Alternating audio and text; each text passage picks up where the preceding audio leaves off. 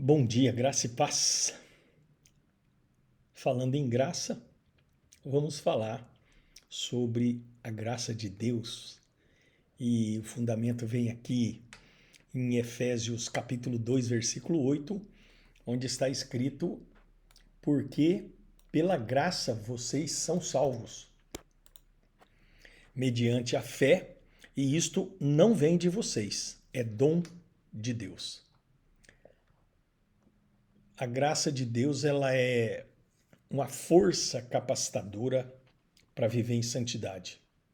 Na carta a Tito, Paulo enfatiza que a mesma graça que traz salvação, ela é o que nos ensina a viver uma vida separada do mundo e do pecado. A graça é um favor imerecido e incondicional e gratuito da parte de Deus a favor da humanidade, porque a graça de Deus se manifestou trazendo salvação a todos. Ela nos educa para que, renegadas as impiedades e as paixões mundanas, vivamos neste mundo de forma sensata, justa, piedosa, aguardando a bendita esperança e a manifestação da glória do nosso grande Deus e Salvador, Jesus Cristo. Ele deu a si mesmo por nós, a fim de nos remir de toda iniquidade e purificar para si mesmo um povo exclusivamente seu, dedicado à prática de boas obras. Tito 2, versículos 11 até o 14. A graça, portanto, não é uma permissão para pecar, mas é uma manifestação divina para libertar as pessoas do pecado. Quando a salvação é alcançada, o pecado e o mundo devem ser definitivamente deixados para trás. E aí, uma vida de retidão, de piedade, de sobriedade precisa ser vivida, manifestada, e isso é, ou essa é a obra completa da graça. Uma questão interessante que nós devemos observar é a diferença do esforço humano para a graça divina. A Bíblia fala de esforço humano e graça divina combinados. Um não exclui o outro. Somos dependentes da graça, mas cooperadores dela. Devemos fazer a nossa parte, não apenas na conversão, mas que é uma santificação inicial, mas na caminhada cristã, a santificação ela é progressiva, é como se fosse, na verdade, um processo contínuo, permanente, sucessivo. Hebreus 4, versos 11 ao 13 diz assim: portanto, esforcemo-nos por entrar naquele descanso, a fim de que ninguém caia, segundo aquele exemplo de desobediência, porque a palavra de Deus é viva e eficaz e mais cortante do que qualquer espada de dois gumes, e penetra até o ponto de dividir alma e espírito, juntas e medulas, e é apta para julgar os pensamentos e propósitos do coração. E não há criatura que não seja manifesta na sua presença.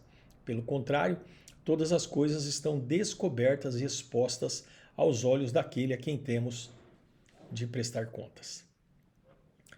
Depois de afirmar que o propósito do esforço é que ninguém caia, o autor da carta aos Hebreus salienta que a palavra de Deus é viva e eficaz e penetra profundamente e é apta para discernir os propósitos do coração. Tudo está visível aos olhos de Deus. Jesus, ele é o sumo sacerdote que se compadece das nossas fraquezas. O Cristo homem foi tentado em tudo, mas sem pecado. Ele conhece plenamente as nossas lutas e fraqueza. Esse entendimento sobre o caráter compassivo de Jesus, o Salvador, introduz a ideia do trono da graça. Para uma compreensão ampla, é necessário analisar à luz da tipologia bíblica e também do contexto histórico e cultural. O trono é assento de reis, governantes. As pessoas normalmente só se aproximavam do trono para uma audiência ou para apresentar uma causa para ser julgada. Na Bíblia, essa palavra remete a juízo, como quando Cristo descreve a si mesmo, não é? Sentado no trono da sua glória para julgar as nações, como está descrito em Mateus 25, 31.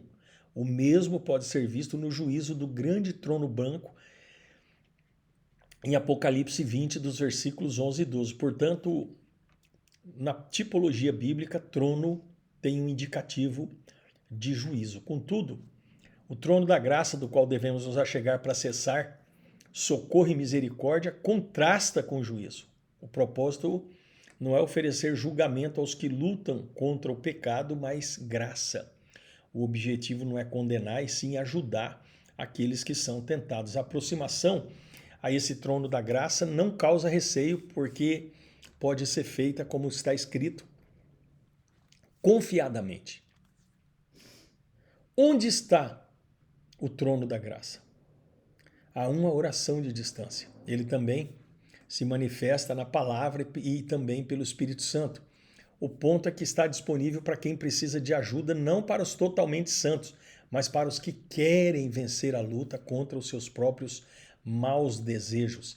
Quem se assenta nele é um rei compassivo, que sabe exatamente o que é ser tentado e está pronto a socorrer os que também são tentados.